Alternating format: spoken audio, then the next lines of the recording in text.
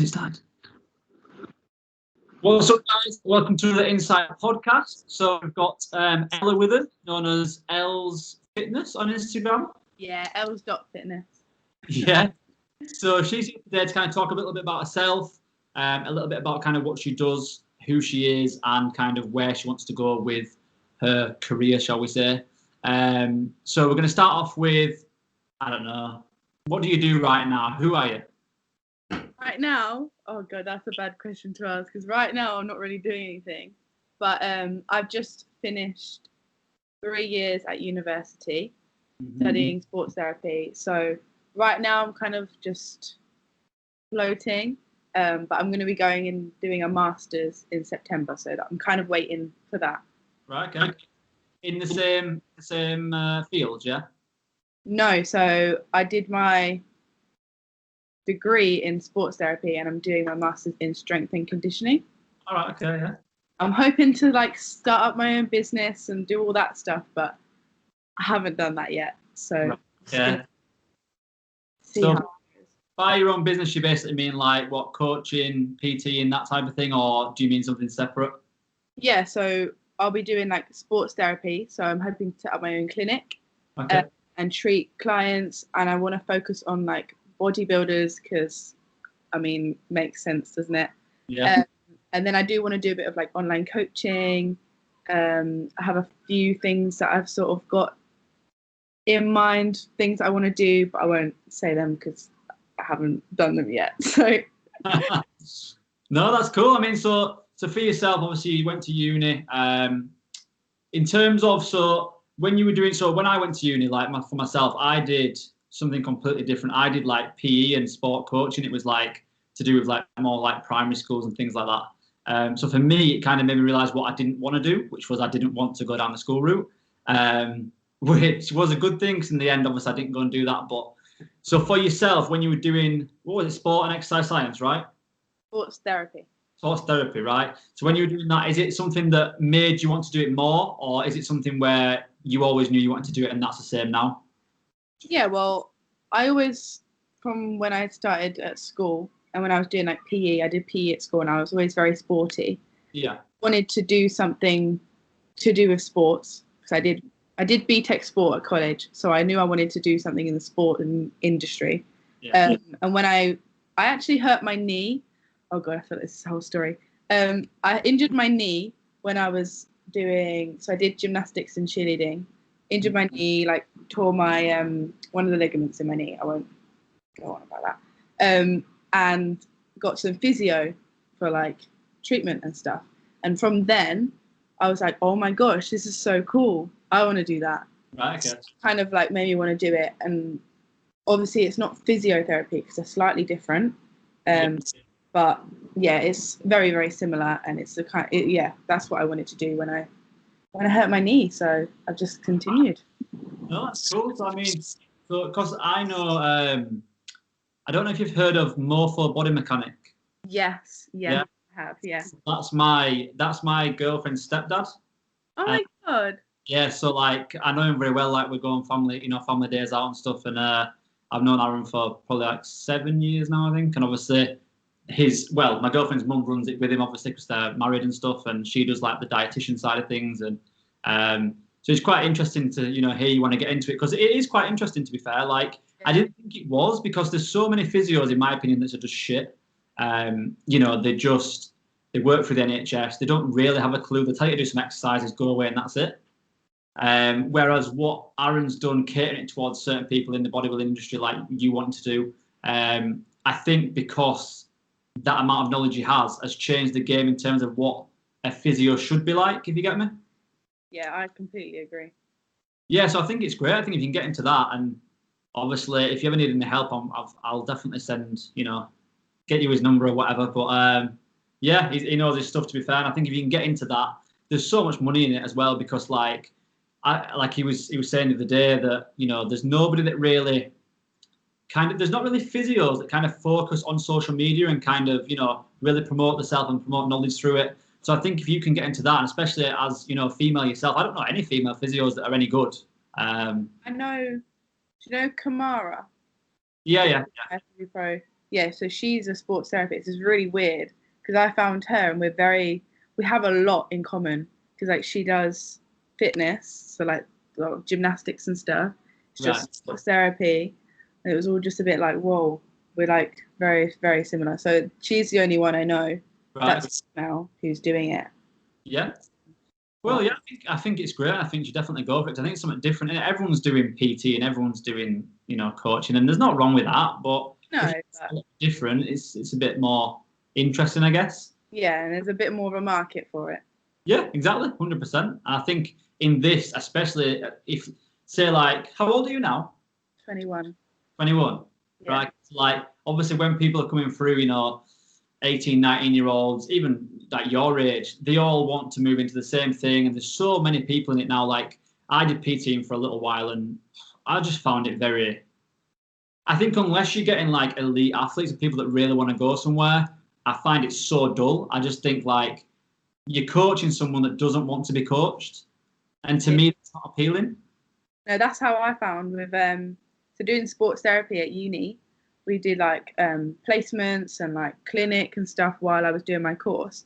And that's when I realized I do not want to work with the general public.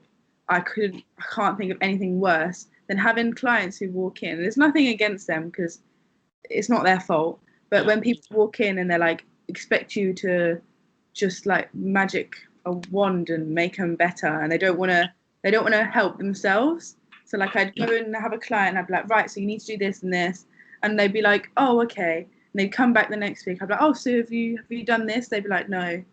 Yeah. I'd be like, well, what's the point then?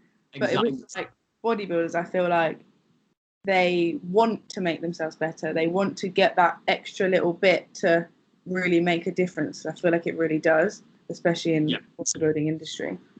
Yeah, no, definitely that. Like say with PT, you'd have a client come in, you'd have a mother of 3 come in for a session. You put her through a hard session, and she'd be like, "But am I going to grow too much muscle now? I'm going to get too big and all the usual stuff." And I'm like, I really wish it was like that. Then I would look fantastic. We'd all look great. But yeah, it's one of them, innit? But I think you've done the right thing. So anyway, we'll move on from that. So for yourself, in terms of in bodybuilding, is it still a big thing to you that you want to compete more and you want to kind of go out and win titles? How much of a big thing is it to you, if you know what I mean? Yeah. I don't know. So at the moment, it's really hard because obviously I was going to compete in April, and I sort of was so close that I really, really, really want to go on stage as quick as I can in a way. Yeah. But then for me, I do have like some quite high extreme goals in the bodybuilding world. Like I just want to go quite far with it, or I'd like to anyway. So I'm sort of not too fussed at the moment about competing anytime soon, as in like within the next year. And also with doing my masters, I don't want it to affect that, because when I did the prep for my first show, which didn't actually happen. Yeah, when I did that, it was in my 3rd year of uni, right towards the end, doing my dissertation. It was all just, it wasn't a very good idea. Let me just say that. Yeah. No, I did all right at uni. I got a 2-1, but I don't know. I don't want to say, oh yeah, I would have got a first, but who knows, sort of thing. Yeah, I'd given up completely, so I don't blame you. Like for me, I did well in my first year. I did okay in my second year. Then last year, I'd given up so much that I just kind of said, you know what, I don't think I'm going to finish. But funnily enough, Aaron, who we spoke about earlier, he was lecturing at a uni near mine. And obviously he said to me, what are you doing? Why are you wasting, your degree? And I said, but I don't want to do anything in this field. Like, this is just pointless. I'm fed up with it. Like, I just want to leave. I hate it. And funnily enough, he ended up finishing the rest of it for me. But I literally couldn't do it. Honestly, like, I've never been the person that will give up like that. But yeah, I hated it with a passion. So I think it was just because I chose the wrong thing. But it's just one of them things. Like, when you're not motivated, you can't do good work. So what's the point in then doing it? So I came out with a 2-2 overall, which I was even impressed that I even fucking passed the thing. But yeah, so in terms of your actual goal, as in like you said you want to go far, what are we talking?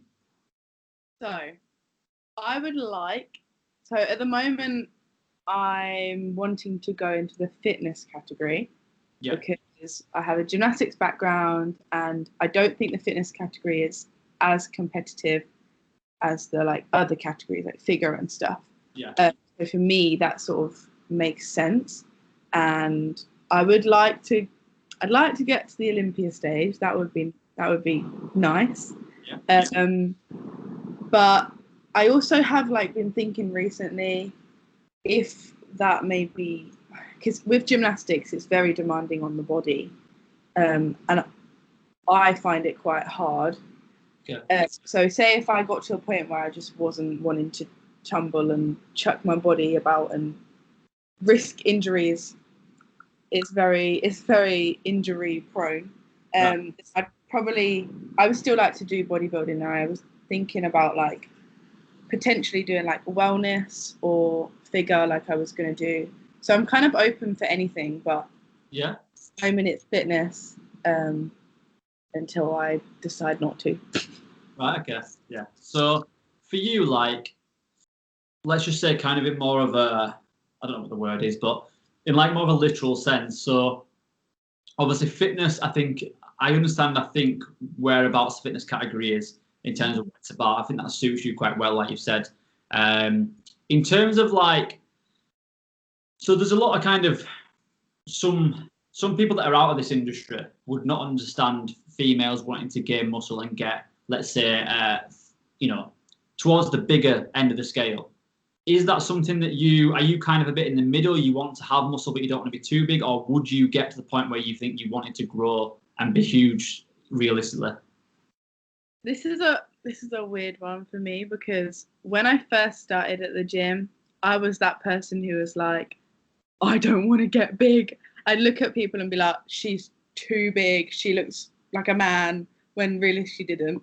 But I guess now I still would like to be feminine, very much like keep my femininity. And I don't think I would like to be to the point for me where it would be too much. Like, say, I don't want to sort of sound like bad towards any of the categories, but like for me, I wouldn't want to get to like women's physique kind of level. Yeah. That would be too much for me. And I also think sometimes I look at some of the figure girls and I'm like, oh my God, okay, like that's quite a lot.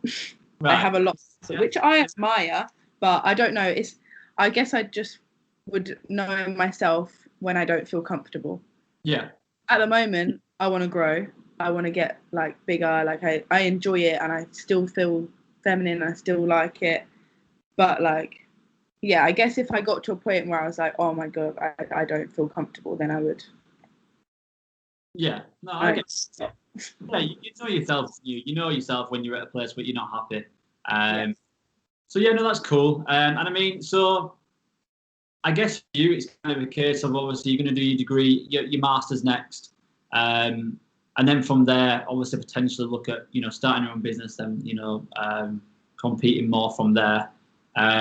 So in terms of with one thing I kind of want to talk about quite a lot, especially I find with women, it's quite a subject that isn't talked about that much, is just the use of supplements. Now, I know when we first kind of approached you didn't use a lot, but you used a few bits. So for you, kind of, what do you think it is that kind of stops women from being interested in them, if that makes sense? Like, is there something that stops them, or is it just kind of a lack of knowledge or something? I think it's a bit of both. I think lack of knowledge is definitely one, because I still don't know a lot about supplements realistically, and I'd like to know more. But yeah, I feel like a lot of girls, they don't really think about it. Like I think it's all about, which is sad, like losing weight, like losing everything. Like they want to be small, but they want to sit up, and they don't realize that supplements are going to be helpful. Yeah, they can supplement, and I know someone said to me, one of my friends, they said, oh, what's protein powder? If I use protein powder, I have it in my head that I'm going to get massive. Yeah. and that's just protein powder. And I had to explain to her, no, it's just protein. It's like if you was to have chicken, it's just like chicken. And she was like, oh, so it's like chicken then. So it's like mushed up chicken. I was like, no, not quite. But like, I think people think that, well, girls probably think that supplements are gonna, I don't know, for some reason turn them into some like monster or something. I don't know. No, I just think that's the consensus I get, because I was once asked to, I think it actually was the company you did you did like an online competition, didn't you, recently? Like, NFM. Yeah, I think it was them. And the guy, the owner's known us for a while, and he messaged me and said, listen, do you want to come do a talk at this event? And it was like, we potentially even, what would it be? Might have even been the one you were meant to be competing in or something. And he says to me, do you want to come do a talk? There's a few other people doing a talk and stuff. And I was like, yeah, I can do. He goes, just to let you know, it's like the audience is 98% female. And I went, right, okay. I said, well, do you think this will go well, me talking about supplements, really? And he's like, yeah, I don't know, actually. Maybe we should scrap that idea. And we literally just scrapped it, because I would hate to be stood in front of people and people not interested at all. Yeah, that would be a bit. It'd be a bit awkward, yeah. So yeah, it's a bit of a weird one, but I think that's why I kind of want to use you and Chloe to try and push this onto people, that, like, I don't push supplements as being like you need to have supplements, because you don't. Like, I've never ever said that to anyone, but I think that there's a stage when they're underused. Like, if you can afford to use them, there's no reason why you shouldn't. So I think it's definitely something we need to try and push. And I think, especially at events and things when people are going to see that there's girls on the stand, like all the other places we've been to, we just had a stand full of boys. So it's kind of understandable that they wouldn't want to approach us, because they're like, well, there's not a girl there, so why should we? So that is something we want to try and kind of understand more and get a hang of it. And I think it's working. Like, honestly, since we've taken you on board, and even Chloe as well, the amount of females that are buying from us, it probably used to be, I'm talking like 2% of our on, I think it was on Instagram. I think on the insights on Instagram it said it was like 3-4%, and then males were like 96, and it was like, what the fuck? But then since we've had you, and since there's probably just been a little bit of a kind of growth anyway, but definitely we've got like easily gone up to 10-15% now, which is, it's a lot better. It makes more sense. So yeah, that's something we want to do. But I think the thing I wanted to ask you is kind of, I actually spoke to Chloe about it quite a lot. So in terms of bodybuilding in the female industry, what's your kind of, now this is a bit of a sticky one, and I think you can probably guess what I'm going to say. What's your kind of thoughts on using anabolics to help get to that section? Like, is it something you personally would do? And is it something well, I don't know how you can not agree with it or agree with it, really. But you know what I'm trying to say? Like, what's your personal opinion on it?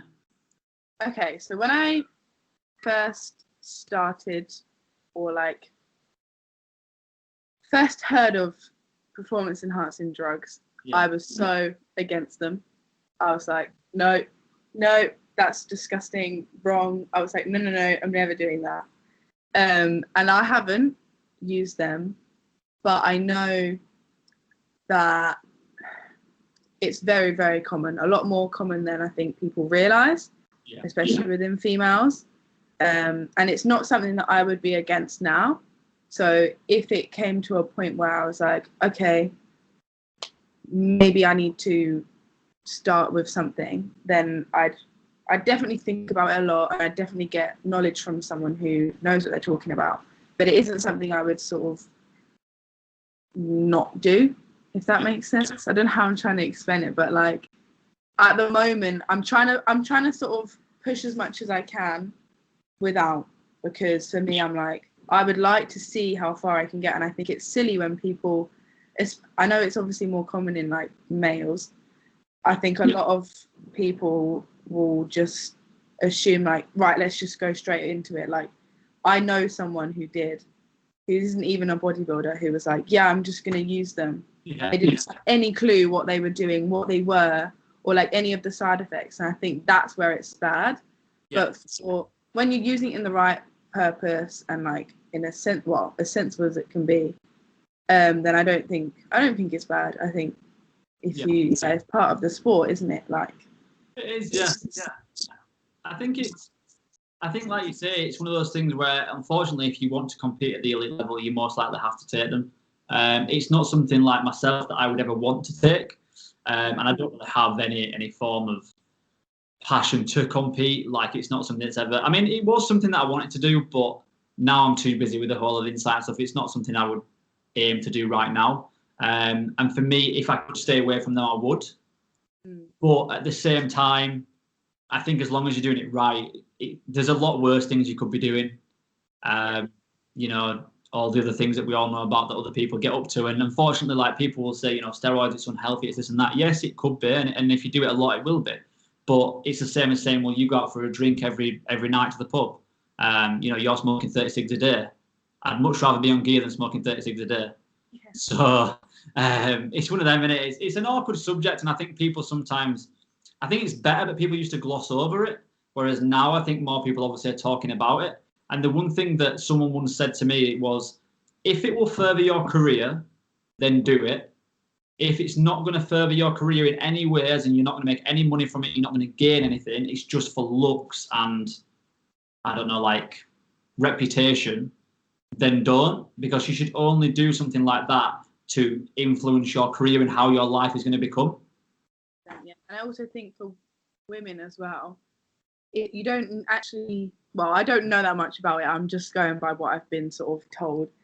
I don't think you need to use as much to maybe get a good, I don't know, get the benefits they maybe want from it. Like, I think people, like females who sort of hear of it, they think, oh my God, I'm going to have to like go on all this stuff, when actually you don't. It's just like, there maybe are a couple of things that would enhance how you look and make you look better. And I think that's where a lot of people are sort of a bit not sure about.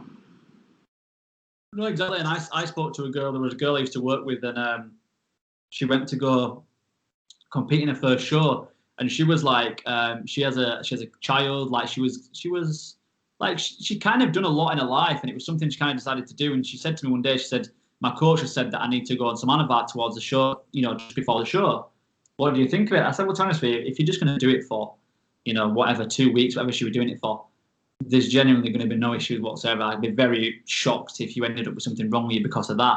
And I think it's funny that people associate the bigger women with being on gear. But what's quite funny is that nearly every bikini athlete is most likely using gear near the show day, at least. Yeah. So it's an interesting one. And I think it's same with supplements. They get branded as exactly the same thing, that the women that are on supplements are the big women.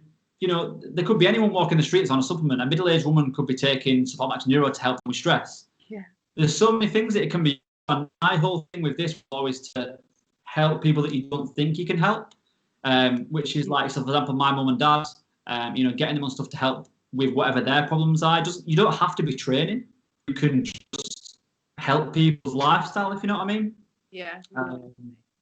But yes, in terms of what I was going to ask you as well is when you go into this sport, I guess when you start to take it really seriously, the one thing you've got to kind of look at is, would having a family be an important thing to yourself, or is that kind of more in the background and you kind of focusing more on the other things, or is it a bit 50-50? Yeah. For me, I know I definitely want to have a family. I want to have children. That's a very big thing, and it's always been a big thing. Yeah. So I think I wouldn't, this is why I want to sort of do it now, kind of thing. So then I can go however far I want or can, and then I will still be at a good age where I can be like, right, okay, I've done that. It's still kind of there, but now I'm going to focus on having a family and doing a different focus, basically. So at the moment, I'm not ready for children yet. I'm only 21, so that, like, I mean, I don't even have a partner, so that couldn't even happen anyway. But like, obviously, when I'm at an age where I am, then I probably will sort of take a back seat from bodybuilding. I'm saying that I haven't even really done it yet, but yeah. I get where you're going with it, and I think it's a sensible thing to understand, is that at some point you are going to have to slow down that side of things to have a family. It's going to have to happen. I know when I spoke with Chloe, she said the similar thing, that obviously she's a little bit older than you, and she was saying that she's competed a few times, but she doesn't know whether to kind of compete again or focus on having a family now, because, you know, she's getting to the time when she's thinking, if I don't have one now, when can I? And I think that's a good way of looking at it. I think there's always a good way of looking at things, and unfortunately some people just sometimes swing too far one way or too far the other, and miss out on the other things. Same with me, like my girlfriend's 2 years younger than me, and when we had ours, I think my girlfriend was only 20, 21, 22 when she fell pregnant with her, because it was kind of an accident. But we'd been together a long time, don't get me wrong, but it was kind of an accident. But yet again, like, you know, you grow from there and you move on with that. Like, so even if, for example, you got one and you end up having, you know, a kid, there's still options to pursue that career. So yeah, it's good to know, though. I think it's good that people see the other side to bodybuilders, especially female bodybuilders, because I think a lot of people don't understand them. So it's a bit sad, really. Like, I don't know, like, I think it has a bit of a bad name. Like, a lot of people kind of, do you know what I mean? I know that a lot of my family, when I told them I was doing it, turned their nose up at it. Right. So they're all fine with it now. But when I sort of first mentioned it to like my parents and stuff, they were very much like, ugh, why would you want to do that? Why would you want to look like that? That's gross. Yeah. And even some of my family members now still look at it and are like, ugh. Yeah. Which it is sad, because obviously that's not nice to hear from your own family, when they're like, I don't want you to look like that. And you're sitting there thinking, I want to look like that. Yeah. Then if one day you look like that, what are they going to do? They're going to be like, oh my God, don't want to know you. Like, I'm going to disown you. It's a weird one, because for me, it's just like any other sport. So like, I've grown up doing so many sports, and my family have always been very supportive, like cheerleading, gymnastics, like swimming, anything I did. It was like, oh my God, yeah, like go. And then when I tell them about this sport, it's a bit like they're just not as willing to support. Which it's so sad. I know it's so common. Like, so many parents and like family members are a bit funny with it. Yeah. But I think definitely for like even for me, when I wanted to do it, my mum and dad didn't like the fact of, you know, doing it. And it is weird. It's a very strange. I think it's a very strange industry. I think it's a very strange opinion of the industry from outside, which is actually a wrong opinion. But it's strange when you're in it and you start to learn more about the people. And like, I've learned so much about kind of bodybuilders and how they are, and kind of what drives them. I think sometimes it can be people's opinion of it that drives them to actually do it and say, well, fuck you, I'm doing it. Yeah. But it is interesting. And the one thing I wanted to get across to you was, with you, like, the reason we brought you on to Insight was just the fact that, number one, you're very engaged on social media. I think you're very good at what you do in terms of that, and I've always said that. And I think, but at the same time, you're trying to do a lot of things with your career and be kind of, you know, like ambitious with what you want to do. You kind of shut, but I think that's so important, because there's so many times, like back before social media was a big thing, where people didn't see the person, they saw the body. So like, if you were to see Ronnie Coleman in a magazine and go, oh, he's massive, that would be it. You don't know who Ronnie Coleman is. You don't know what he's been through. And I think the way that you've done in terms of your Instagram and growing your following has been so kind of natural, because you're being yourself. Like, there's not 1 minute where I've looked at your profile and thought, oh, she's faking it there, or she's being someone different. And I think that, to us as a company anyway, is so attractive, because it just, why not be yourself? Like, we could sit here and go, yeah, buy this product because my margins are double what the other one is. But I've always said, I'd rather lie to you and say, you go down the road and buy that, but I'm not going to sell you it.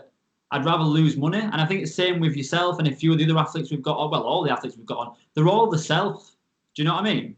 Oh yeah, 100%. I think that's one thing. When I started my Instagram account, I didn't want to be someone who I'm not, like, because I hate it when I feel like, I mean, I don't know if everyone else can, but when I watch people on social media, I can tell when someone's saying something and they have to say it. Like companies are like, you have to post this day and this many posts on your story and this many on your feed, and you see them with their bottles and they're trying to just like get it in the camera and they're like, get this, it's really, really good, and actually they think this is shit, I don't even like it. And I'd hate to do that. That's why I always like said to myself, don't go with a company that you don't actually believe in or don't actually like.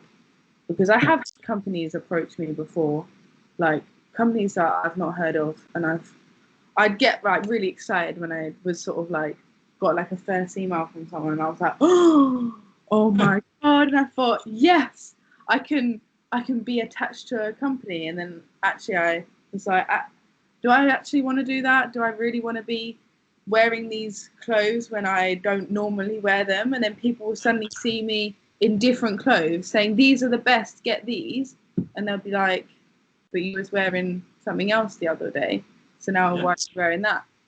So I just couldn't do that. So like there were very few companies that I would actually sort of work with.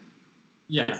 No, I think that's what it's about, doing it, and that's why I think it proves who you are. It proves what the company's like, because if I was to say to you, like you said, to post a certain amount of times a day and post about certain things, it just looks so fake that why would I then, as a customer, believe you when you're saying one thing and another, like you just said? It baffles me. It baffles me that companies still try and do this. I have so many companies that come along and they're trying to like fool you into buying things, and it's like people are wising up now. Like, you need to stop doing this because you just look like this. But it's like, honestly, like I think, for you, when you started your page, did you start as a fitness page, or was it like, did it used to be your normal profile, if that makes sense? So I actually started it when I started uni. Well, kind of. So I went to uni in 2017, and I was going to the gym, but not really very seriously. I would sort of go when I fancied, do whatever I wanted, like probably do legs most days because I'm scared of doing upper body, lol. But then when I sort of got into it, it was actually my friend from uni, and she'll probably love that I'm shouting him out. We both went to the gym together, and she showed me all these fitnessy people. I was like, whoa, this is so cool. And I found all these people on Instagram that I'd follow, and I'd be like, oh, that's really cool. Like, I want to do that. Like, it would be, I think it was a lot different, like, even like a few years ago when they were doing that. Like, it was very much sort of like workout videos and stuff like that. And so I started it because I was like, I want to start one so I can document my journey and try and do workout videos to help people. And like, I just love the idea of it. And I'm not going to lie and say that I just did it I just wanted to post for me and like not for anyone else, because I wanted to be posting like videos and people to be like watching them and doing them and like stuff like that. That's what I wanted. So that's why I started it. And then I guess it kind of just like developed into what it is now. Like, it wasn't, if it doesn't take much to scroll down to the bottom, but if you scroll all the way down to the bottom of my account, it's actually a bit embarrassing. Like, the stuff I was doing on there, I was like, oh my god, what am I doing? I think, who was like, you know, like back then when you were looking at that, who was the ones you looked up to back then? Because I can guarantee you it's changed from then to now. Yeah, so I used to look at like the Gymshark athletes, like Megan Grubb. She was actually the one person that was the reason I started it. Right. And like all of those people, like Grace Fit UK. Yeah. Oh god, who else is there? Blackhetter? Pardon? Nikki Blackhetter or something? Yeah, Nikki Blackhetter. So all of those lot were the ones who I'd sort of look up to and try and copy, I guess. I still appreciate them now, but they are very different to how I am now. So like, where I first was doing it and I was trying to be like them and doing all the stuff they did, now I'm like, actually, I don't do that. Like, they're very lifestyle, and they will go to the gym and kind of do very light things and look pretty, which is fine. and I think that's great. But I don't do that, and I don't ever want to be posting. And I think this is what some people used to do as well. Like some of the athletes that you'd see, like the influencers, will post what you want to see. They'll post like jumping about with a resistance band and have like an amazing body and be like, this is how you grow your bum, and they jump about, and all these girls are like, oh my god. So they start like doing the same, when actually they will be going to the gym outside of those filming sessions that they do of them jumping about and actually lifting weights and going really, really heavy. And I used to believe that was all they did, until I realized, like, I think one of the people I followed posted a video of them like doing an actual workout, just like their hoodie on, like hat on. Right. Yeah. And I thought, oh, so they do lift weights. I don't want people to look at my account and be like, oh my god, she just like uses a booty band and does this. Yeah. I don't do that. So that's why I wanted to. I think that's where it sort of grew into what it is, because I was posting like my actual workouts and not just some random circuit that I'd done at the end or something. No, exactly, and they did, and like you just said, they either did one of two things. They went off and did proper workouts behind the scenes, or they just naturally had a good body anyway. Yeah. Like some girls are just gifted with good bums and stuff like that, and that's how it's how they are. And I think it's like you say, that kind of community is very kind of, well, I don't want to say in a bad way, but it's very kind of like based just upon the looks and how they look, not actually what their performance is, and not actually kind of where they're going. And that's fine. They're making a lot of money from it, so you can't complain, really. But like you say, I think the more realism of what you're doing is a lot more better, and I think a lot more girls will start to learn from that. I mean, and even guys, like, some of you girls are training very hard. I can't keep up, so. But it's honestly really good to see, and I think, like you said, like with the post they put out, because back then stories weren't really a thing. Like, I don't remember seeing anyone post on a story. It was always just posts of either videos or just themselves posing or whatever. So you never got to see them in real life, what they were doing. And I think day to day. Exactly, and like stories now are such a big. You've seen it all day, every day. And I just think it's a lot more transparent and real, I guess. Stories are now watched way more than other posts, I would say. So yeah. So when the first time you did a story and recorded yourself speaking, can you remember that time? Because I remember my time all the time. Yeah. I remember at the time, it was when I'd sort of obviously first created my account, and I didn't have many followers at all. I remember doing it, and it would be like when I was walking to the gym, and I'd wait for like people to not be around. Yeah. I'd be like, is there anyone here? And I'd talk, and then I'd watch it and be like, oh no, delete that. And I'd film it. Like, I remember walking like nearly the whole way to the gym, trying to film this one, that little video of me. Probably no one, like, walking to the gym, telling them that I'm going to the gym. Yeah, it's funny, isn't it? Because I remember the first time that I did it was because TM Cycles came to me and said, Danny, you need to start posting, because I used to record a story, but like that way around, as in like I just record what was in front of me. Yeah. And he goes, it's weird, bro. Like, he can hear your voice, but no one knows who the fuck you are. Just put your face on it. I was like, I don't want to put my face on it. No one wants to see my face. And he's like, no, just trust me, they will. And I'm like, oh, right. So, and I remember I was at work. I was in the gym. I was in the staff room. And like, you'd go to start recording one and you'd be like, and then literally, you just hear someone come through the staff room door and you're like, fuck. And you go, what are you doing? And you're like, oh, nothing. And then I remember I posted, I think it was the first day I posted some out. And I can remember that someone who was following me at the time, they were like in the gym, and they came in and they like pushed the staff room door open and went, Danny, are you recording yourself in here, mate? I was like, yeah, why? So I've just been watching you. He goes, it's quite good. I went, is it? He was like, yeah, it's quite good. I'm like, oh, right, okay. And then from there, you just get used to it though, don't you? It's one of those things where now it's a bit like, it's the same as speaking to you on here or speaking to someone in the room. Like, it's not a big thing anymore. Yeah.